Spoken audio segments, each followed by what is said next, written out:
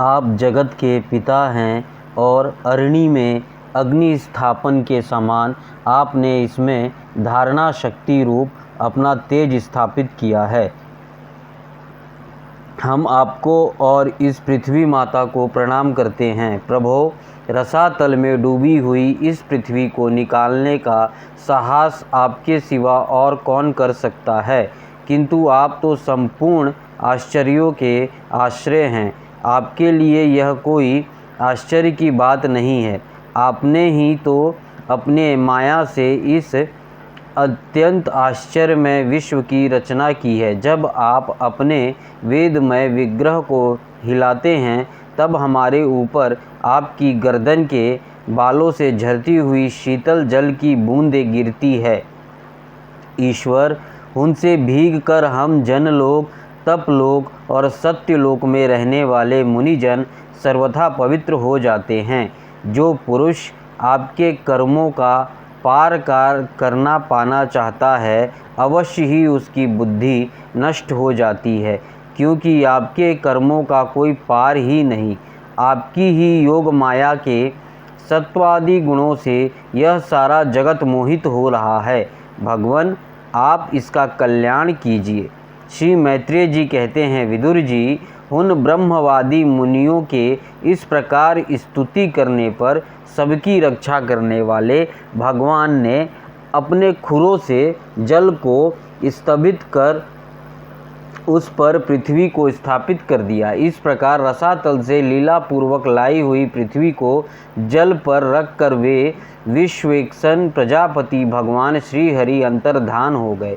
विदुर जी, भगवान के लीलामय चरित्र अत्यंत कीर्तनीय है और उनमें लगी हुई बुद्धि सब प्रकार के पाप तापों को दूर कर देती है। जो पुरुष उनकी इस मंगलमयी मंगल कथा का भक्ति भाव से सुनता है या सुनाता है, उसके प्रति भक्त वत्सल भगवान अंतःस्थल से बहुत शीघ्र प्रसन्न हो जाते हैं।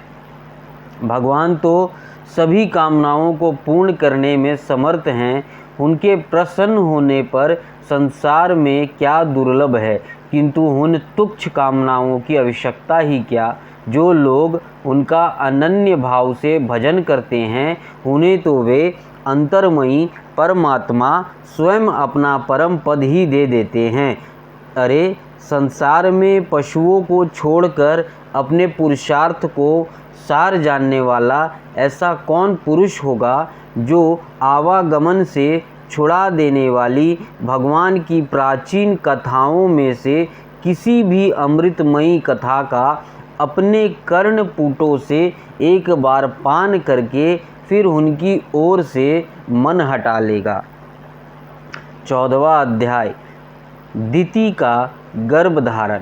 श्री सुखदेव जी कहते हैं, राजन, प्रयोजनवश सूकर बने श्री हरि की कथा को मैत्रेय जी के मुख से सुनकर भी भक्ति व्रतधारी विदुर जी की पूर्ण तृप्ति ना हुई।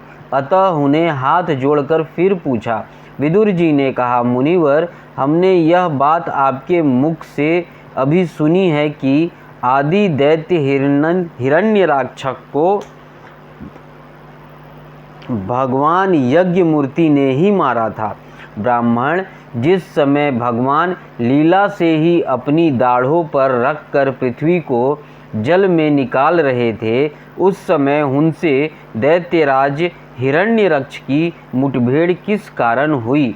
श्री मैत्रेय जी ने कहा, विदुर जी, तुम्हारा प्रश्न बड़ा ही सुंदर है, क्योंकि तुम श्री हरि अवतार कथा में विषय में ही पूछ रहे हो, जो मनुष्य के मृत्युपाश का छेदन करने वाली है। देखो, उक्तानपाद का पुत्र ध्रुव बालकपन में श्री नारद जी की सुनाई हुई हरि कथा के प्रभाव से ही मृत्यु के सिर पर पैर रखकर भगवान के परम पद पर आरूढ़ हो गया था। पूर्व काल में एक बार इसी 12 भगवान और हिरण्यराक्षस के युद्ध के विषय में देवताओं के प्रश्न करने पर देव श्री ब्रह्मा जी ने उन्हें यह इतिहास सुनाया था और उसी की परंपरा से मैंने सुना है। विदुर जी, एक बार दक्ष की पुत्री दिति ने पुत्र प्राप्ति की इच्छा से कामातुर होकर सायकाल के समय ही अपने पति मरीचि नंदन कश्यप जी से प्रार्थना की। उस समय कश्यप जी खीर की आहुतियों के द्वारा अग्निजिंग भगवान यज्ञपति की आराधना कर सूर्यास्त का समय जान अग्निशाला में ध्यानस्थ होकर बैठे थे। दिति ने कहा, विद्वान मत वाला हाथी जैसे केले के वृक्ष को मसल डालता है, उसी प्रकार यह प्रसिद्ध धनुधर कामदेव मुझ अबला पर जोर जताकर आपके लिए मुझे बेचैन कर रहा है। अपनी पुत्रवती सौतों की सुख समृद्धि को देखकर मैं ईर्ष्या की आग से जली जाती हूँ। अतः आप मुझ पर कृपा कीजिए, आपका कल्याण हो। जिनके गर्भ से आप जैसे पति पुत्र रूप से उत्पन्न होता है, वे ही स्त्रियां अपने पतियों से सम्मानिता समझी जाती हैं। उनका सुयश संसार में सर्वत्र फैल जाता है। हमारे पिता प्रजापति दक्ष का अपनी पुत्रियों पर बड़ा स्नेह था। एक बार उन्होंने हम सबको अलग अलग बुलाकर पूछा कि तुम किसे अपना पति बनाना चाहती हो। वे अपने संतान की सब प्रकार की चिंता रखते थे। अतः हमारा भाव जानकर उन्होंने उनमें से हम 13 पुत्रियों को, जो आपके गुण स्वभाव के अनुरूप थी, आपके साथ ब्याह दिया। अतः मंगल मूर्ते कमल नयन, आप मेरी इच्छा पूर्ण कीजिए, क्योंकि हे महतम, आप जैसे महापुरुषों के पास दीन जनों का आना निष्फल नहीं होता। विदुर जी, दिति कामदेव के वेग से अत्यंत बेचैन और बेबस हो रही थी।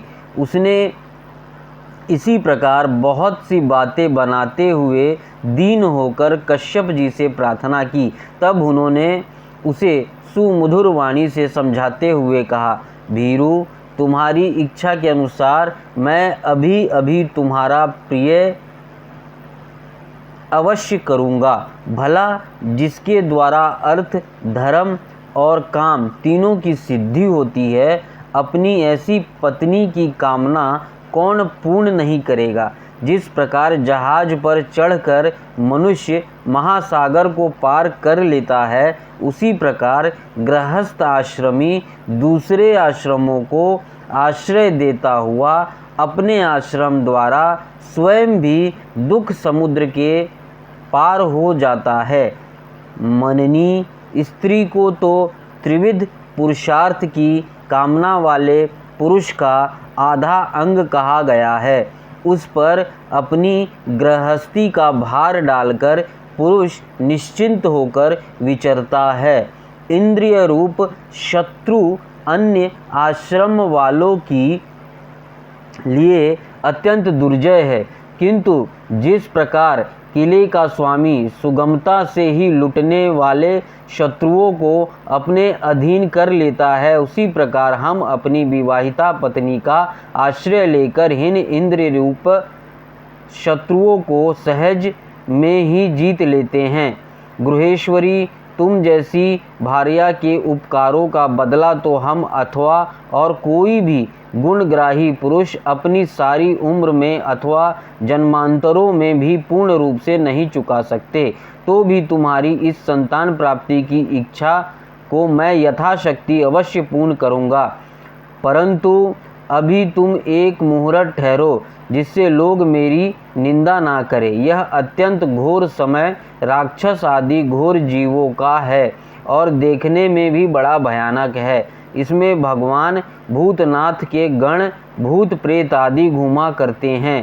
साध्वी, इस संध्या काल में भूत भावन भूतपति भगवान शंकर अपने गण भूत प्रेत आदि के साथ लिए बैल पर चढ़कर विचरा करते हैं, जिनका जटाजूट शमशान भूमि में उठे हुए बवंडर की धूलि से दूषित होकर दे दीप्यमान हो रहा है, तथा जिनके सुवर्ण कांतिमय गौर शरीर में भस्म लगी हुई है, वे तुम्हारे देवर शंभासुर महादेव जी अपने सूर्य चंद्रमा और अग्नि रूप तीनों नेत्रों से सभी को देखते रहते हैं। संसार में उनका कोई अपना या पराया नहीं है, ना कोई अधिक आदरणीय है और ना निंदनीय है। हम लोग तो उनके अनेक प्रकार के व्रतों का पालन करके उनकी माया को ही ग्रहण करना चाहते हैं, जिसे उन्होंने भोग कर लात मार दी है। विवेक की पुरुष अविद्या के आवरणों को हटाने की इच्छा से उनके निर्मल चरित्र का गान किया करते हैं। उनसे बढ़कर तो क्या, उनके समान भी कोई नहीं है और उन तक केवल सत्पुरुषों की ही पहुँच है। यह सब होने पर भी वे स्वयं पिशाचों का सा आचरण करते हैं। यह नर शरीर कुत्तों का भोजन है। जो अविवेकी पुरुष आत्मा मानकर वस्त्र आभूषण माला और चंदन आदि से इसी को सजाते संवारते रहते हैं, वे अभोग ही आत्माराम भगवान शंकर के आचरण पर हंसते हैं। हम लोग तो क्या, ब्रह्म आदि लोकपाल भी उन्हीं की बांधी हुई धर्म मर्यादा का पालन करते हैं। वे ही इस विश्व के अधिष्ठान हैं तथा वह माया भी उन्हीं की आज्ञा के अनुसार करने वाली है। ऐसा होकर भी वे प्रेतों का सा आचरण करते हैं। अहो, उन जगत व्यापक प्रभु की यह अद्भुत लीला कुछ समझ में नहीं आती। मैत्रेय जी कहते हैं, पति के इस प्रकार समझाने पर भी काम आतुरा दिति ने वैश्या के समान निर्लज्ज होकर ब्रह्म ऋषि कश्यप जी का वस्त्र पकड़ लिया। तब कश्यप जी ने उस निंदित कर्म में अपनी भार्या का बहुत आग्रह देख देव को नमस्कार किया और एकांत में उसके साथ समागम किया। फिर जल में स्नान कर प्राण और वाणी का संयम करके विशुद्ध ज्योतिर्मय सनातन ब्रह्मा का ध्यान करते हुए उसी का जप करने लगे। विदुर जी, दिति को भी उस निंदित कर्म के कारण बड़ी लज्जा आई और वह ब्रह्म ऋषि के पास जा सिर नीचा करके इस प्रकार कहने लगी। दिति बोली, ब्राह्मण, भगवान रुद्र भूतों के स्वामी हैं। मैंने उनका अपराध किया है, किंतु वे भूत श्रेष्ठ मेरे इस गर्भ को नष्ट ना करे। मैं भगत वत्सल कल्पत्रु उग्र एवं रुद्र रूप महादेव को नमस्कार करती हूँ। वे सत्पुरुषों के लिए कल्याणकारी एवं दंड देने के भाव से रहित हैं, किंतु दुष्टों के लिए क्रोध मूर्ति दंडपानी है। हम स्त्रियों पर तो व्याध भी दया करते हैं, फिर वे सतीपति तो मेरे बहनोई और परम कृपालु हैं, अतः वे मुझ पर प्रसन्न हो। श्री मैत्रेय जी ने कहा, विदुर जी, प्रजापति कश्यप ने सायकालीन संध्या वंदन आदि कर्म से निवृत्त होने पर देखा कि दिति थरथर कांपती हुई अपनी संतान की लौकिक और परलौकिक उन्नति के लिए प्रार्थना कर रही है। तब उन्होंने उससे कहा, कश्यप जी ने कहा, तुम्हारा चित्त काम वासना से मलिन था, वह समय भी ठीक नहीं था और तुमने मेरी बात भी नहीं मानी तथा देवताओं के भी अवहेलना की। अमंगलमयी चंडी, तुम्हारी कोख से दो बड़े ही अमंगलमय और अधम पुत्र उत्पन्न होंगे। वे बार बार संपूर्ण लोक और लोकपालों को अपने अत्याचारों से रुलाएंगे। जब उनके हाथ से बहुत ही निरपराध और दीन प्राणी मारे जाने लगेंगे, स्त्रियों पर अत्याचार होने लगेंगे और महात्माओं को क्षुब्ध किए जाने लगेंगे, उस समय संपूर्ण लोकों की रक्षा करने वाले श्री जगदीश्वर कुपित होकर अवतार लेंगे और इंद्र जैसे पर्वत का दमन करता है उसी प्रकार उनका वध करेंगे। दिति ने कहा, प्रभो, यह मैं भी चाहती हूँ कि यदि मेरे पुत्रों का वध हो तो वह साक्षात भगवान चक्रपाणि के हाथ से ही हो, कुपित ब्राह्मणों के शाप आदि से ना हो। जो जीव ब्राह्मणों के शाप से दुग्ध अथवा प्राणियों का भय देने वाला होता है, वह किसी भी योनि में जाए, उस पर नारकी जीव भी दया नहीं करते। कश्यप जी ने कहा, देवी, तुमने अपने किए पर शोक और पश्चाताप प्रकट किया है। तुम्हें शोक ही उचित अनुचित का विचार भी हो गया है तथा भगवान विष्णु, शिव और मेरे प्रति भी तुम्हारा बहुत आदर जान पड़ता है। इसलिए तुम्हारे एक पुत्र के 4 पुत्रों में से एक ऐसा होगा जिसका सत्पुरुष भी मान करेंगे और जिसके पवित्र यश को भक्त जन भगवान के गुणों के साथ गाएंगे। जिस प्रकार खोटे सोने को बार बार तपाकर शुद्ध किया जाता है, उसी प्रकार साधु जन उसके स्वभाव का अनुकरण करने के लिए निर्वैरता आदि उपाय से अपनी अंतःकरण को शुद्ध करेंगे। जिनकी कृपा से हुनी का स्वरूप भूत या जगत आनंदित होता है, वे स्वयं प्रकाश भगवान भी उसकी अनन्य भक्ति से संतुष्ट हो जाएंगे। द्वितीय, यह बालक बड़ा ही भगवत भक्त, उदार हृदय, प्रभावशाली और महान पुरुषों का भी पूज्य होगा तथा प्रौढ़ भक्ति भाव से विशुद्ध और भाव भवित होगा। अंतःकरण में श्री भगवान को स्थापित करके देह अभिमान को त्याग देगा। वह विषयों में अनासक्त, शीलवान, गुणों का भंडार तथा दूसरों की समृद्धि में सुख और दुख में दुख मानने वाला होगा। उसका कोई शत्रु ना होगा तथा चंद्रमा जैसे ग्रीष्म ऋतु के ताप को हर लेता है, वैसे ही वह संसार के शोक को शांत करने वाला होगा। जो इस संसार के बाहर भीतर सब और विराजमान है, अपने भक्तों के इच्छा अनुसार समय समय पर मंगल विग्रह प्रकट करते और लक्ष्मी रूप लावण्य मूर्ति ललना की भी शोभा बढ़ाने वाला है तथा जिनका मुखमंडल झिलमिलाते हुए कुंडलों से सुशोभित है, उन परम पवित्र कमल नयन श्री हरि का तुम्हारे पौत्र को प्रत्यक्ष दर्शन होगा। श्री मैत्रेय जी कहते हैं, विदुर जी, दिति ने जब सुना कि मेरा पौत्र भगवान का भक्त होगा, तब उसे बड़ा आनंद हुआ तथा वह यह जानकर भी मेरे पुत्र साक्षात श्री हरि के हाथों से मारे जाएंगे, उसे और भी अधिक उत्साह हुआ। 15वां अध्याय, जय विजय को सनकादि का श्राप। श्री मैत्रेय जी ने कहा, विदुर जी, दिति को अपने पुत्रों से देवताओं को कष्ट पहुंचाने की आशंका थी, इसलिए उसने दूसरों की तेज का नाश करने वाले उस कश्यप जी के तेज वीर को 100 वर्ष तक अपने उदर में ही रखा। उस गर्भस्थ तेज से ही लोकों में सूर्य आदि का प्रकाश क्षीण होने लगा तथा इंद्र आदि लोकपाल भी तेजहीन हो गए। तब उन्होंने ब्रह्मा जी के पास जाकर कहा कि सब दिशाओं में अंधकार के कारण बड़ी अव्यवस्था हो रही है। देवताओं ने कहा, भगवान, काल आपकी ज्ञान शक्ति को कुंठित नहीं कर सकता, इसलिए आपसे कोई बात छुपी नहीं है। आप इस अंधकार के विषय में भी जानते ही होंगे। हम तो इससे बड़े ही भयभीत हो रहे हैं। देवादिदेव, आप जगत के रचयिता और समस्त लोकपालों के मुकुटमणि हैं। आप छोटे बड़े सभी जीवों को भाव जानते हैं। आप विज्ञान बल संपन्न हैं। अपनी माया से ही यह चतुर्मुख रूप और रजोगुण स्वीकार किया है। आपकी उत्पत्ति के वास्तविक कारण को कोई नहीं जान सकता। हम आपको नमस्कार करते हैं। आप में संपूर्ण भुवन स्थित है। कार्य कारण रूप सारा प्रपंच आपका शरीर है, किंतु वास्तव में आप इससे परे हैं। जो समस्त जीवों के उत्पत्ति स्थान का आपका अनन्य भाव से ध्यान करते हैं, उन सिद्ध योगियों का किसी प्रकार भी हास्य नहीं हो सकता, क्योंकि वे आपके कृपा कटाक्ष से कृतकृत्य हो जाते हैं तथा प्राण, इंद्रिय और मन को जीत लेने के कारण उनका योग भी परिपक्व हो जाता है।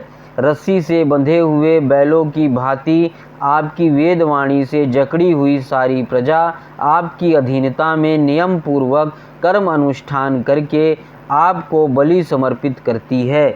आप सबके नियंता मुख प्राण हैं। हम आपको नमस्कार करते हैं।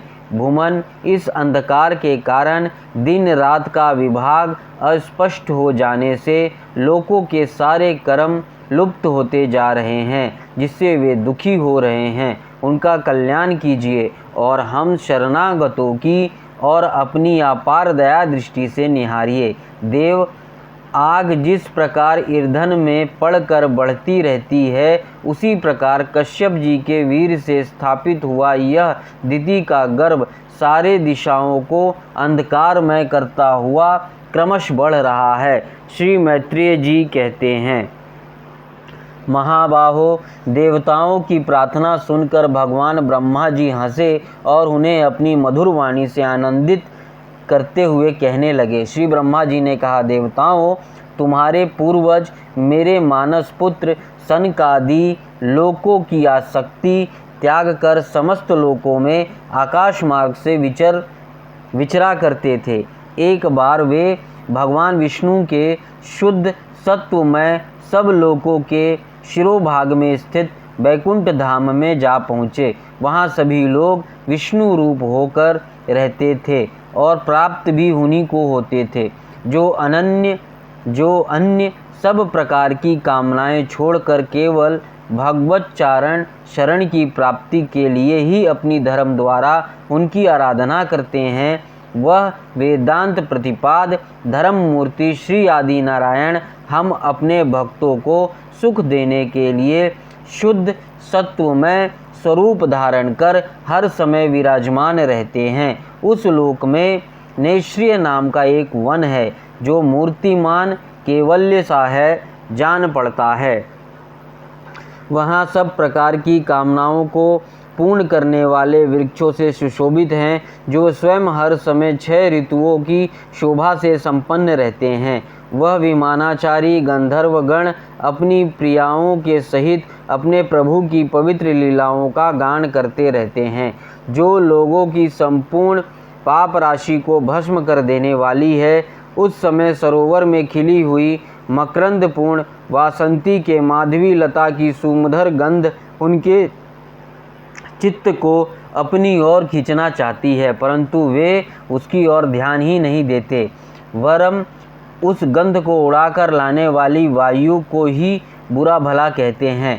जिस समय भ्रमर राज ऊंचे खर से गुंजार करते हुए मानो हरि कथा का गान करते हैं, उस समय थोड़ी देर के लिए कबूतर, कोयल, सारस, चकवे, पपीहे, हंस, तोते, तितर और मोरों का कोलाहल बंद हो जाता है, मानो वे भी उस कीर्तन नाद में बेसुध हो जाते हैं। श्री हरि तुलसी से अपने श्री विग्रह को सजाते हैं और तुलसी की गंध का ही अधिक आदर करते हैं।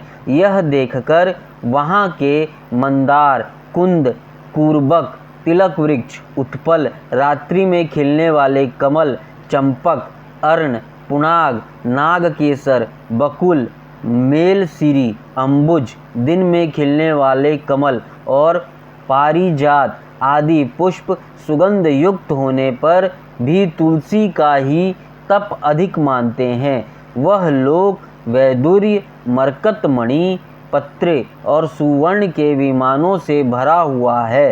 ये सब किसी कर्म फल से नहीं, बल्कि एकमात्र श्री हरि के पाद पद्मों का ही वंदना करने से प्राप्त होते हैं। उन विमानों पर चढ़े हुए कृष्णपाण भगवतों के चित्तों में बड़े बड़े नितंबों वाली सुमुखी सुंदरियां भी अपनी मंद मुस्कान एवं मनोहर हास परिहास से काम विकार नहीं उत्पन्न कर सकती। परम सौंदर्यशालीन लक्ष्मी जी, जिनकी कृपा प्राप्त करने के लिए देवगण भी यत्नशील रहते हैं, श्री हरि की भवन में चंचलात्व रूप दोष को त्याग कर रहती हैं। जिस समय अपने चरण कमलों के नूपुरों की झनकार करती हुई वे अपना लीला कमल घुमाती हैं, उस समय उस कर्ण कभवन की स्फटिमय दीवारों में उनका प्रतिबिंब पड़ने से ऐसा जान पड़ता है मानो वे उन्हें बुहार रही हो। प्यारे देवताओं, जिस समय दासियों को साथ लिए वे अपने क्रीड़ा वन में तुलसी दल द्वारा भगवान का पूजन करती हैं, तब वहाँ के निर्मल जल से भरे हुए सरोवरों में, जिनमें मूंग के घाट बने हुए हैं, अपना सुंदर अलकावली और उन्नत नासिका से सुशोभित मुखारविंद देखकर यह भगवान का चुंबन किया हुआ है, यूं जानकर उसे बड़ा सौभाग्यशाली समझती हैं। जो लोग भगवान की पापहारिणी लीला कथाओं को छोड़कर बुद्धि को नष्ट करने वाली अर्थ काम संबंधिनी अन्य निंदित कथाएं सुनते हैं, वे उस वैकुंठ लोक में नहीं जा सकते। हाय, जब वे अभागे लोग इन सारहीन बातों को सुनते हैं, तब ये उनके पुण्यों का नष्ट कर उन्हें आश्रयहीन घोर नरकों में डाल देती है। आहा, इस मनुष्य योनि में बड़ी महिमा है। हम देवता लोग भी इसकी चाह करते हैं। इसी में तत्व ज्ञान और धर्म की भी प्राप्ति हो सकती है। इसे पाकर भी जो लोग भगवान की आराधना नहीं करते, वे वास्तव में उनकी सर्वत्र फैली हुई माया से ही मोहित हैं। देवादिदेव श्री हरि का निरंतर चिंतन करते रहने के कारण जिनसे यमराज दूर रहते हैं, आपस में प्रभु के सुयश की चर्चा चलने पर अनुराग जन्य विफलतावश जिनके नेत्रों से अविरल अश्रुधारा बहने लगती है तथा शरीर में रोमांच हो जाता है, और जिनके से शील स्वभाव की हम लोग भी इच्छा करते हैं, वे परम भागवत ही हमारे लोकों से ऊपर उस वैकुंठ धाम में जाते हैं। जिस समय सनकादि मुनि विश्वगुरु श्री हरि के निवास स्थान संपूर्ण लोकों के वंदनीय और श्रेष्ठ देवताओं के विचित्र विमानों से विभूषित उस परम दिव्य और अद्भुत वैकुंठ धाम में अपने योग बल से पहुँचे, तब उन्हें बड़ा ही आनंद हुआ। भगवत दर्शन की लालसा से अन्य दर्शनीय सामग्री की उपेक्षा करते हुए वैकुंठ धाम की 6 ड्योढ़ियाँ पार करके जब वे 7वीं पर पहुँचे, तब वहाँ उन्हें हाथ में गदा लिए 2 समान आयु वाले देवश्रेष्ठ दिखलाई दिए, जो बाजूबंद, कुंडल और किरीट आदि अनेकों अमूल्य आभूषणों से अलंकृत थे। उनकी 4 श्यामल भुजाओं के बीच में मत वाले मधुकरों से गुंजायमान वनमाला सुशोभित थी, तथा बाकी बोहे फड़कते हुए नसीक्रांत और अरुण नयनों के कारण उनके चेहरे पर कुछ क्षोभ के से चिन्ह दिखाई दे रहे थे। उनके इस प्रकार देखने रहने पर भी वे मुनिगण उनसे बिना कुछ पूछताछ किए जैसे स्वर्ण और वज्रमय किवाड़ों से युक्त पहली 6 ड्योढ़ी लांघ कर आए थे, उसी प्रकार उनके द्वार में भी घुस गए। उनकी दृष्टि तो सर्वत्र समान थी और वे निशंक होकर सर्वत्र बिना किसी रोक टोक के विचरते थे। वे चारों कुमार पूर्ण तत्वज्ञ थे तथा ब्रह्मा की सृष्टि में आयु में सबसे बड़े होने पर भी देखने में 5 वर्ष के बालकों से जान पड़ते थे और दिगंबर वृत्ति से नंग धड़ंग रहते थे। उन्हें इस प्रकार निसंकोच रूप से भीतर जाते देख उन द्वारपालों ने भगवान के शील स्वभाव के विपरीत सनकादि के तेज की हंसी उड़ाते हुए उन्हें बेत अड़ाकर रोक दिया। यद्यपि वे ऐसे दुर्व्यवहार के योग्य नहीं थे। जब उन द्वारपालों ने वैकुंठवासी देवताओं के सामने पूजा के सर्वश्रेष्ठ पात्र उन कुमारों को इस प्रकार रोका, तब अपने प्रियतम प्रभु के दर्शन में विघ्न पड़ने के कारण उनके नेत्र सहसा कुछ कुछ क्रोध लाल हो उठे और वे इस प्रकार कहने लगे। मुनियों ने कहा, अरे द्वारपालों, जो लोग भगवान की महती सेवा के प्रभाव से इस लोक को प्राप्त होकर यहाँ निवास करते हैं, वे तो भगवान के समान ही समदर्शी होते हैं। तुम दोनों भी उन्हीं में से हो, किंतु तुम्हारे स्वभाव में यह विषमता क्यों है? भगवान तो परम शांत स्वभाव हैं, उनका किसी से विरोध भी नहीं है। फिर यह ऐसा कौन है जिस पर शंका की जा सके? तुम स्वयं कपटी हो, इसी से अपने ही समान दूसरों पर शंका करते हो। भगवान के उदर में यह सारा ब्रह्मांड स्थित है, इसलिए यहाँ रहने वाले ज्ञानी जन सर्वो आत्मा श्री हरि से अपना कोई भेद नहीं देखते, बल्कि महाआकाश में घटाकाश की भांति उनमें अपना अंतर्भाव देखते हैं। तुम तो देव रूपधारी हो, फिर भी तुम्हें ऐसा क्या दिखाई देता है जिससे तुमने भगवान के साथ कुछ भेदभाव के कारण होने वाले भय की कल्पना कर ली? तुम हो तो इन भगवान बैकुंठनाथ के पार्षद, किंतु तुम्हारी बुद्धि बहुत मंद है। अतएव तुम्हारा कल्याण करने के लिए हम तुम्हारे अपराध के योग्य दंड का विचार करते हैं।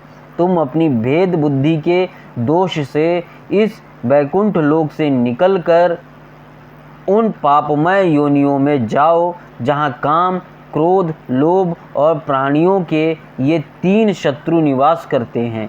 सनकादि के ये कठोर वचन सुनकर ब्राह्मणों के शाप को किसी भी प्रकार के शस्त्र समूह से निवारण होने योग्य ना जानकर श्री हरि के वे दोनों पार्षद अत्यंत दीन भाव से उनके चरण पकड़कर पृथ्वी पर लौट गए। वे जानते थे कि उनके स्वामी श्री हरि भी ब्राह्मणों से बहुत डरते हैं। फिर उन्होंने अत्यंत आतुर होकर कहा, भगवान, हम अवश्य अपराधी हैं, अतः आपने हमें जो दंड दिया है वह उचित ही है और वह हमें मिलना ही चाहिए। हमने भगवान का अभिप्राय ना समझकर उनकी आज्ञा का उल्लंघन किया है। इससे हमें जो पाप लगा है वह आपके दिए हुए दंड से सर्वथा धुल जाएगा, किंतु हमारी इस दुर्दशा का विचार करके यदि करुणावश आपको थोड़ा सा भी अनुताप हो तो ऐसी कृपा कीजिए कि जिससे उन अंधमाद में योनियों में जाने पर भी हमें भगवत स्मृति को नष्ट करने वाला मोह ना प्राप्त हो। इधर जब साधु जनों के हृदय धन भगवान कमलनाभ को मालूम हुआ कि मेरे द्वारपालों ने सनकादिक साधुओं का अनादर किया है, तब वे लक्ष्मी जी के सहित अपने उन्हीं श्री चरणों से चलकर ही वहां पहुँचे, जिन्हें परमहंस मुनिजन भी ढूंढते रहते हैं, सहज में पाते नहीं। सनकादि ने देखा कि उनकी समाधि के विषय श्री वैकुंठनाथ स्वयं उनके नेत्रगोचर होकर पधारे हैं। उनके साथ साथ पार्षद गण, छत्र, चामार आदि लिए चल रहे हैं तथा प्रभु के दोनों ओर राजहंसों के पंखों के समान 2 श्वेत च्वर डाले जा रहे हैं। उनकी शीतल वायु से उनके श्वेत छत्र में लगी हुई मोतियों की झालर हिलती हुई ऐसी शोभा दे रही है मानो चंद्रमा की किरणों से अमृत की बूंदें झर रही हो। प्रभु समस्त सद्गुणों के आश्रय हैं। उनकी सौम्य मुख मुद्रा को देखकर जान पड़ता था मानो वे सभी पर अनवरत कृपा सुधा की वर्षा कर रहे हैं। अपनी स्नेहमयी चितवन से वे भक्तों का हृदय स्पर्श कर रहे थे तथा उनके सुविशाल श्याम वक्ष स्थल पर स्वर्ण रेखा की रूप में जो साक्षात लक्ष्मी विराजमान थी, उनसे मानो वे समस्त दिव्य लोकों के चूड़ामणि बैकुंठ धाम को सुशोभित कर रहे थे। उनके पीतांबर मंडित विशाल नितंबों पर झिलमिलाती हुई करघनी और गले में भ्रमरों से मुखारित वनमाला विराज रही थी तथा वे कलाइयों में सुंदर कंगन पहने अपना एक हाथ गरुड़ जी के कंधे पर रख दूसरे से कमल का पुष्प घुमा रहे थे। उनके अमोल कपोल बिजली की प्रभा का भी लजाने वाले मकराकृत कुंडलों की शोभा बढ़ा रहे थे। उभरी हुई सुघड़ नासिका थी, बड़ा ही सुंदर मुख था, सिर पर मणिमय मुकुट विराजमान था तथा चारों भुजाओं के बीच महामूल्यवान मनोहर हार की और गले में कौस्तुभ मणि की अपूर्व शोभा थी। भगवान का श्री विग्रह बड़ा ही सौंदर्यशाली था। उसे देखकर भक्तों के मन में ऐसा वितर्क होता था कि इसके सामने लक्ष्मी जी का सौंदर्य अभिमान भी गलित हो गया है। ब्रह्मा जी कहते हैं, देवताओं, इस प्रकार मेरे महादेव जी के और तुम्हारे लिए परम सुंदर विग्रह धारण करने वाले श्री हरि को देखकर सनकादि मुनीश्वरों ने उन्हें सिर झुकाकर प्रणाम किया। उस समय उनकी अद्भुत छवि को निहारते निहारते उनके नेत्र तृप्त नहीं होते थे। सनकादि मुनीश्वर निरंतर ब्रह्मानंद में निमग्न रहा करते थे, किंतु जिस समय भगवान कमल नयन के चरण अरविंद मकरंद से मिली हुई तुलसी मंजरी की गंध से सुवासित वायु ने नासिकांध को द्वारा उनके अंतःकरण में प्रवेश किया, उस समय वे अपने शरीर को संभाल न सके और उस दिव्य गंध ने उनके मन में भी खलबली पैदा कर दी। भगवान का मुख नील कमल के समान था, अति सुंदर अधर और कुंदन कली के समान मनोहर हास से उसकी शोभा और भी बढ़ गई थी। उसकी झांकी करके वे कृत्य हो गए और फिर पद्म राग के समान लाल लाल नखों से सुशोभित उनके चरण कमल देखकर वे उन्हीं का ध्यान करने लगे। इसके पश्चात वे मुनिगण अन्य साधनों से सिद्ध ना होने वाले स्वाभाविक अष्ट सिद्धियों से संपन्न श्री हरि की स्तुति करने लगे।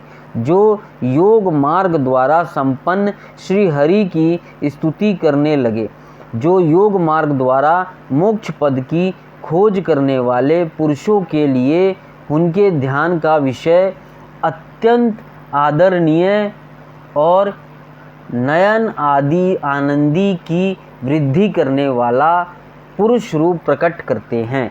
सनकादि मुनियों ने कहा, अनंत, यद्यपि आप अंतर्माया रूप से दुष्टचित्त पुरुषों के हृदय में भी स्थित हैं, तथापि उनकी दृष्टि से ओझल ही रहते हैं, किंतु आज हमारे नेत्रों के सामने तो आप साक्षात विराजमान हैं। प्रभो, जिस समय आपसे उत्पन्न हुए हमारे पिता ब्रह्मा जी ने आपके रहस्य वर्णन किया था, उसी समय श्रवण अंधरों की हमारी बुद्धि में तो आप आविराजे थे, किंतु प्रत्यक्ष दर्शन का महान सौभाग्य तो हमें आज ही प्राप्त हुआ है। भगवान, हम आपको साक्षात परम आत्मा तत्व ही जानते हैं। इस समय आप अपने विशुद्ध सत्वमय विग्रह से अपने हीन भक्तों को आनंदित कर रहे हैं। आपकी इस सगुण साकार मूर्ति को राग और अहंकार से मुक्त मुनिजन आपकी कृपा दृष्टि से प्राप्त हुए सुदृढ़ भक्ति योग के द्वारा अपने हृदय में उपलब्ध करते हैं। प्रभो, आपका सुयश अत्यंत कीर्तनीय है और सांसारिक दुखों की निर्वृत्ति करने वाला है। आपके चरणों की शरण में रहने वाले जो महाभाग आपकी कथाओं के रसिक हैं, वे आपके आत्यांतिक प्रसाद मोक्ष पदों को भी कुछ अधिक नहीं गिनते। फिर जिन्हें आपकी जरा सी टेढ़ी भौं ही भयभीत कर देती है, उन इंद्रपद आदि अन्य भोगों के विषय में तो कहना ही क्या। भगवान, यदि हमारा चित्त भौरे की तरह आपके चरण कमलों में ही रमन करता रहे, हमारी वाणी तुलसी के समान आपके चरण संबंध से ही सुशोभित हो और हमारे कान आपके सुयश सुधा से परिपूर्ण रहे, तो अपने पापों के कारण भले ही हमारा जन्म नरक आदि योनियों में हो जाए, इसकी हमें कोई चिंता नहीं। विपुल कीर्ति प्रभो, आपने हमारे सामने जो यह मनोहर रूप प्रकट किया है, उससे हमारे नेत्र को बड़ा ही सुख मिला। विषय आसक्त अजितेंद्रिय पुरुषों के लिए इसका दृष्टिगोचर होना अत्यंत कठिन है। आप साक्षात भगवान हैं और इस प्रकार स्पष्टतः हमारे नेत्रों के सामने प्रकट हुए हैं। हम आपको प्रणाम करते हैं। 16वां अध्याय, जय विजय का वैकुंठ से पतन। श्री ब्रह्मा जी ने कहा, देवगण, तब योगनिष्ठ सनकादि मुनियों ने इस प्रकार स्तुति की। तब वैकुंठ निवासी श्री हरि ने उनकी प्रशंसा करते हुए यह कहा। श्री भगवान ने कहा, मुनिगण, ये जय विजय मेरे पार्षद हैं। इन्होंने मेरी कुछ भी परवाह ना करके आपका बहुत बड़ा अपराध किया है। आप लोग भी मेरे अनुगत भक्त हैं, अतः इस प्रकार मेरी ही अवज्ञा करने के कारण आपने इन्हें जो दंड दिया है वह मुझे भी अभिमत है। ब्राह्मण मेरे परम आराध्य हैं। मेरे अनुचरों के द्वारा आप लोगों का जो तिरस्कार हुआ है उसे मैं अपना ही किया हुआ मानता हूँ, इसलिए मैं आप लोगों से प्रसन्नता की भिक्षा मांगता हूँ। सेवकों के अपराध करने पर संसार उनके स्वामी का ही नाम लेता है। वह अपयश उसकी कीर्ति को इस प्रकार दूषित कर देता है जैसे त्वचा को चर्म रोग। मेरे निर्मल सुयश सुधा में गोता लगाने से चंडाल पर्यंत सारा जगत तुरंत पवित्र हो जाता है, इसलिए मैं वैकुंठ कहलाता हूँ। किंतु यह पवित्र कीर्ति मुझे आप लोगों से ही प्राप्त हुई है, इसलिए जो कोई आपके विरुद्ध आचरण करेगा वह मेरी भुजा ही क्यों ना हो, मैं उसे तुरंत काट डालूँगा। आप लोगों की सेवा करने से ही मेरी चरण रज को ऐसी पवित्रता प्राप्त हुई है, वह सारे पापों को तत्काल नष्ट कर देती है, और मुझे ऐसा सुंदर स्वभाव मिला है कि मेरे उदासीन रहने पर भी लक्ष्मी जी मुझे एक क्षण के लिए भी नहीं छोड़ती। यद्यपि इन्हीं की लेश मात्र कृपा कटाक्ष के लिए अन्य ब्रह्मा आदि देवता नाना प्रकार के नियमों एवं व्रतों का पालन करते हैं, जो आपने संपूर्ण कर्म फल मुझे अर्पण कर सदा संतुष्ट रहते हैं। वे निष्काम ब्राह्मण ग्रास पर तृप्त होते हुए धीसे पर तरह तरह के पकवानों का जब भोजन करते हैं, तब उनके मुख से मैं जैसे तृप्त होता हूँ, वैसे यज्ञ में अग्नि रूप मुख से यजमान की दी हुई आहुतियों को ग्रहण करके नहीं होता। योग माया का अखंड और असीम ऐश्वर्य मेरे अधीन है, तथा मेरी चरणोदक रूपनी गंगा जी चंद्रमा को मस्तक पर धारण करने वाले भगवान शंकर के सहित समस्त लोगों को पवित्र करते हैं। ऐसे परम पवित्र एवं परमेश्वर होकर भी मैं जिनकी पवित्र चरण रज को अपने मुकुट पर धारण करता हूँ, उन ब्राह्मणों के कर्म को कौन नहीं सहन करेगा। ब्राह्मण दूध देने वाली गौएं और अनाथ प्राणी ये मेरे ही शरीर हैं। पापों के द्वारा विवेक दृष्टि नष्ट हो जाने के कारण जो लोग इन्हें मुझसे भिन्न समझते हैं, उन्हें मेरे द्वारा नियुक्त यमराज के गृध जैसे दूत, जो सर्प के समान क्रोधी हैं, अत्यंत क्रोधित होकर अपनी चोंचों से नोचते हैं। ब्राह्मण तिरस्कार पूर्वक कटु भाषण भी करे तो भी जो उसमें मेरी भावना करके प्रसन्न चित्त से तथा अमृत भरी मुस्कान से युक्त मुख कमल से उसका आदर करते हैं, तथा जैसे रूठे हुए पिता को पुत्र और आप लोगों को मैं मनाता हूँ, उसी प्रकार जो प्रेम पूर्ण वाचनाओं से प्रार्थना करते हुए उन्हें शांत करते हैं, वे मुझे अपने वश में कर लेते हैं। मेरे इन सेवकों ने मेरा अभिप्राय ना समझकर ही आप लोगों का अपमान किया है, इसलिए मेरा अनुरोध से आप केवल इतनी कृपा कीजिए कि इनका यह निर्वासन काल शीघ्र ही समाप्त हो जाए। ये अपने अपराध के अनुरूप अधम गति को भोग कर शीघ्र ही मेरे पास लौट आए। श्री ब्रह्मा जी कहते हैं, देवताओं सनकादि मुनि क्रोध रूप सर्प से डसे हुए थे, तो भी उनका चित्त अंतःकरण को प्रकाशित करने वाली भगवान की मंत्रमयी सुमधुर वाणी सुनते सुनते तृप्त नहीं हुआ। भगवान की उक्ति बड़ी ही मनोहर और थोड़े अक्षरों वाली थी, किंतु वह इतनी अर्थपूर्ण, सारयुक्त, दुर्वेग्य और गंभीर थी कि बहुत ध्यान देकर सुनने और विचार करने पर भी वे यह ना जान सके कि भगवान क्या कहना चाहते हैं, क्या करना चाहते हैं। भगवान की इस अद्भुत उदारता को देखकर वे बहुत आनंदित हुए और उनका अंग अंग पुलकित हो गया। फिर योग माया के प्रभाव से अपने परम ऐश्वर्य का प्रभाव प्रकट करने वाले प्रभु से वे हाथ जोड़कर कहने लगे। मुनियों ने कहा, स्वयं प्रकाश भगवान, आप सर्वेश्वर होकर भी जो यह कह रहे हैं, यह आपने मुझ पर बड़ा अनुग्रह किया। सो इससे आपका क्या अभिप्राय है, यह हम नहीं जान सके हैं।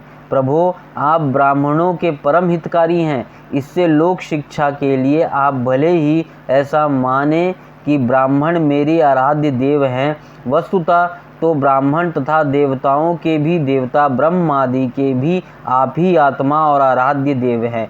सनातन धर्म आपसे ही उत्पन्न हुआ है। आपके अवतारों द्वारा ही समय समय पर उसकी रक्षा होती है तथा निर्विकार स्वरूप आप ही धर्म के परम गृहाम रहस्य हैं। यह शास्त्रों का मत है। आपकी कृपा से निर्वृत्ति पारायण योगी जन सहज में ही मृत्यु रूप में संसार सागर से प्राप्त हो जाते हैं। फिर भला दूसरा कोई आप पर क्या कृपा कर सकता है भगवान। दूसरे अर्थार्थी जन जिनकी चरण रज को सर्वदा अपने मस्तक पर धारण करते हैं, वे लक्ष्मी जी निरंतर आपकी सेवा में लगी रहती हैं। सो ऐसा जान पड़ता है कि भाग्यवान भक्तजन आपके चरणों पर जो तुतुन तुलसी की मालाएं अर्पण करते हैं, उन पर गुंजार करते हुए भौरों के समान वे भी आपके पद्म को ही अपना निवास स्थान बनाना चाहती है। किंतु आपने पवित्र चरित्रों से निरंतर सेवा में तत्पर रहने वाली उन लक्ष्मी जी का भी आप विशेष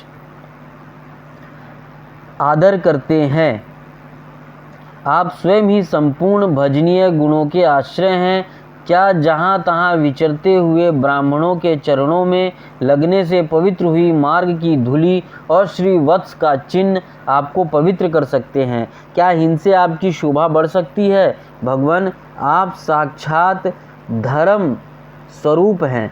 आप सत्य आदि तीनों युगों में प्रत्यक्ष रूप से विद्यमान रहते हैं तथा ब्राह्मण और देवताओं के लिए तप, शौच और दया अपने इन तीनों चरणों से इस चराचर जगत की रक्षा करते हैं। अब आप अपनी शुद्ध सत्वमयी वरदायिनी मूर्ति से हमारे धर्म विरोधी रजोगुण तमोगुण को दूर कर दीजिए। देव, यह ब्राह्मण कुल आपके द्वारा अवश्य रक्षणीय है। यदि साक्षात धर्म रूप होकर भी आप सुमधुर वाणी और पूजन आदि के द्वारा इस उत्तम कुल की रक्षा ना करें, तो आपका निश्चित किया हुआ कल्याण मार्ग ही नष्ट हो जाए। क्योंकि लोग तो श्रेष्ठ पुरुषों के आचरणों को ही प्रमाण रूप से ग्रहण करता है। प्रभो, आप सत्वगुण की खान हैं और सभी जीवों का कल्याण करने के लिए उत्सुक हैं। इसी से आप अपनी शक्ति रूप राजा आदि के द्वारा धर्म के शत्रुओं का संहार करते हैं। क्योंकि वेद मार्ग का उच्छेद आपको अभिष्ट नहीं है, आप त्रिलोकी नाथ और जगतपति पालक होकर भी ब्राह्मणों के प्रति इतने नर्म हैं कि इससे आपके तेज की कोई हानि नहीं होती। यह तो आपकी लीला मात्र है। सर्वेश्वर, इन द्वारपालों को आप जैसा उचित समझे वैसा दंड दे अथवा पुरस्कार रूप में इनकी वृत्ति बढ़ा दे। हम निष्कपट भाव से सब प्रकार आपसे सहमत हैं, अथवा हमने आपके इन निरपराध अनुचरों को शाप दिया है, इसके लिए हमको उचित दंड दें। हमें वह भी सहर्ष स्वीकार है। श्री भगवान ने कहा, मुनिगण, आपने इन्हें जो शाप दिया है, सच जानिए वह मेरी ही प्रेरणा से हुआ है। अब ये शीघ्र ही दैत्य योनि को प्राप्त होंगे और वहाँ क्रोध वेश से बढ़ी हुई एकाग्रता के कारण सुदृढ़ योग संपन्न होकर फिर जल्दी ही मेरे पास लौट आएंगे। श्री ब्रह्मा जी कहते हैं, तदनंतर उन मुनीश्वरों ने नयनाभिराम भगवान विष्णु और उनके स्वयं प्रकाश वैकुंठ धाम के दर्शन करके प्रभु की परिक्रमा की और उन्हें प्रणाम कर तथा उनकी आज्ञा पा भगवान के ऐश्वर्य का वर्णन करते हुए प्रमुदित हो वहाँ से लौट गए। फिर भगवान ने अपने अनुचरों से कहा, जाओ, मन में किसी प्रकार का भय मत करो। तुम्हारा कल्याण होगा। मैं सब कुछ करने में समर्थ होकर भी ब्रह्म तेज को मिटाना नहीं चाहता, क्योंकि ऐसा ही मुझे अभिमत भी है। एक बार जब मैं योग निद्रा में स्थित हो गया था, तब तुमने द्वार में प्रवेश करती हुई लक्ष्मी जी को रोका था। उस समय उन्होंने क्रुद्ध होकर पहले ही तुम्हें यह शाप दे दिया था। अब दैत्य योनि में मेरे प्रति क्रोधाकार वृत्ति रहने से तुम्हें जो एकाग्रता होगी, उससे तुम इस विप्र तिरस्कार जनित पाप से मुक्त हो जाओगे और फिर थोड़े ही समय में मेरे पास लौट आओगे। द्वारपालों को इस प्रकार आज्ञा दे। भगवान ने विमानों की श्रेणियों से सुसज्जित अपना सर्वाधिक श्री संपन्न धाम में प्रवेश किया। वे देवश्रेष्ठ जय विजय तो ब्रह्मशाप के कारण उस आलिंगनीय भागवत वृद्ध में ही श्रीहीन हो गए तथा उनका सारा गर्व गलित हो गया। पुत्रों, फिर जब वे वैकुंठ लोक से गिरने लगे, तब वहाँ श्रेष्ठ विमानों पर बैठे हुए वैकुंठ वासियों में महान हाहाकार मच गया। इस समय दिति के गर्भ से स्थित जो कश्यप जी का उग्र तेज है, उसमें भगवान के उन पार्षद प्रवरों ने ही प्रवेश किया। उन दोनों असुरों के तेज से ही तुम सबका तेज फीका पड़ गया है। इस समय भगवान ऐसा ही करना चाहते हैं। जो आदि पुरुष संसार की उत्पत्ति, स्थिति और लय के कारण है, जिनकी योग माया को बड़े बड़े योगी जन भी बड़ी कठिनता से पार कर पाते हैं, वे सत्व आदि तीनों गुणों के नियंता श्री हरि ही हमारा कल्याण करेंगे। अब इस विषय में हमारे विशेष विचार करने से क्या लाभ हो सकता है।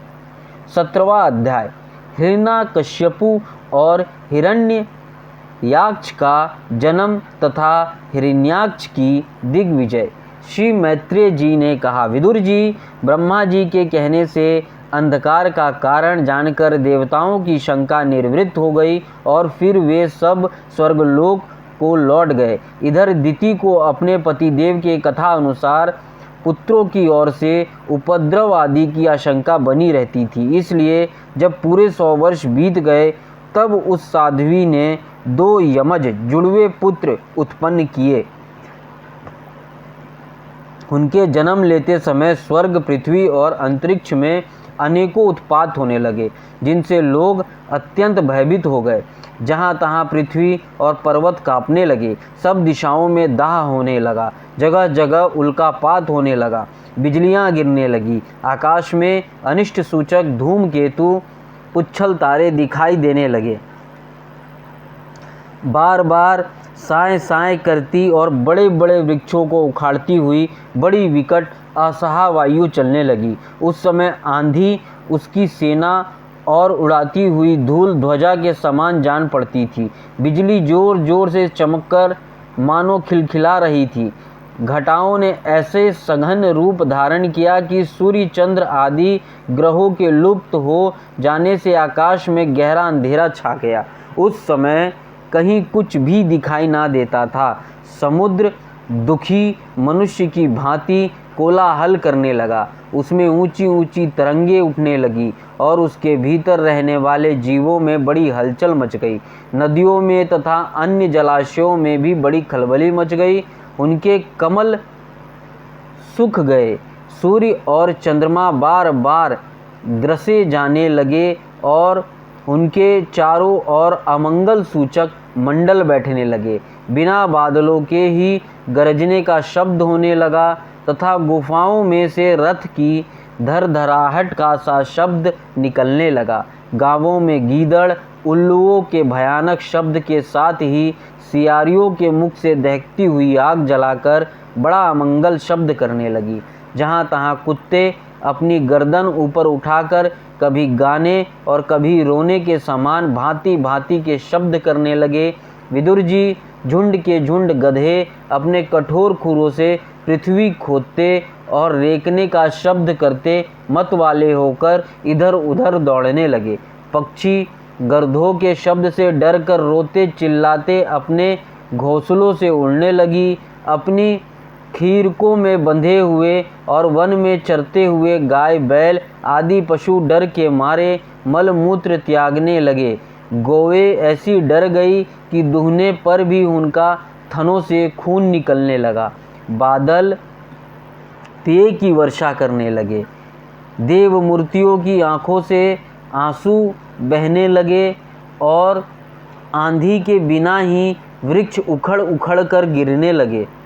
शनि राहु आदि क्रूर ग्रह प्रबल होकर चंद्र बृहस्पति आदि सौम्य ग्रह तथा बहुतों से नक्षत्र को लांघकर वक्र गति से चलने लगे तथा आपस में युद्ध करने लगे। ऐसे ही और भी अनेकों भयंकर उत्पात देखकर सनकादि के सिवा और सब जीव भयभीत हो गए तथा उन उत्पातों का मर्म ना जानने के कारण उन्होंने यही समझा कि अब संसार का प्रलय होने वाला है। वे दोनों आदि दैत्य जन्म के अनंतर शीघ्र ही अपने फौलाद के समान कठोर शरीरों से बढ़कर महान पर्वतों के सदृश हो गए तथा उनका पूर्व पराक्रम भी प्रकट हो गया। वे इतने ऊंचे थे कि उनके स्वर्णमय मुकुटों का अग्रभाग स्वर्ग को स्पर्श करता था और उनके विशाल शरीरों से सारी दिशाएं आच्छादित हो जाती थी। उनकी भुजाओं में सोने के बाजूबंद चमचमा रहे थे। पृथ्वी पर जो वे एक एक कदम रखते थे उससे भूकंप होने लगता था और जब वे खड़े होते थे तब उनकी जगमगाती हुई चमकीली करघनी से सुशोभित कमर अपने प्रकाश से सूर्य को भी मात करती थी। दोनों यमज थे। प्रजापति कश्यप जी ने उनका नामकरण किया। उनमें से जो उनके वीर से दिति के गर्भ में पहले स्थापित हुआ था उसका नाम हिरण्यकश्यपु रखा और जो दिति के उदर से पहले निकला वह हिरण्यरक्षक के नाम से विख्यात हुआ। हिरण्यकश्यपु ब्रह्मा जी के वर से मृत्यु भय से मुक्त हो जाने के कारण बड़ा उद्यत हो गया था। उसने अपनी भुजाओं को बल से लोकपालों के सहित तीनों लोकों को अपने वश में कर लिया। वह अपने छोटे भाई हिरण्याक्ष को बहुत चाहता था और वह भी सदा अपने बड़े भाई का प्रिय कार्य करता रहता था। एक दिन वह हिरण्याक्ष हाथ में गदा लिए युद्ध का अवसर ढूंढता हुआ स्वर्गलोक में जा पहुंचा। उसका वेग बड़ा असहाय था। उसके पैरों में सोने के नूपुरों की झनकार हो रही थी। गले में विजय सूचक माला धारण की हुई थी। कंधे पर विशाल गदा रखी हुई थी। उसके मनोबल शारीरिक बल तथा ब्रह्मा जी के वर ने उसे मतवाला कर रखा था, इसलिए वह सुरथा निराकुश और निर्भय हो रहा था। उसे देखकर देवता लोग डर के मारे वैसे ही जहाँ तहाँ छिप गए, जैसे गरुड़ के डर से सांप छिप जाते हैं। जब दैत्यराज हिरण्याक्ष ने देखा कि मेरे तेज के सामने बड़े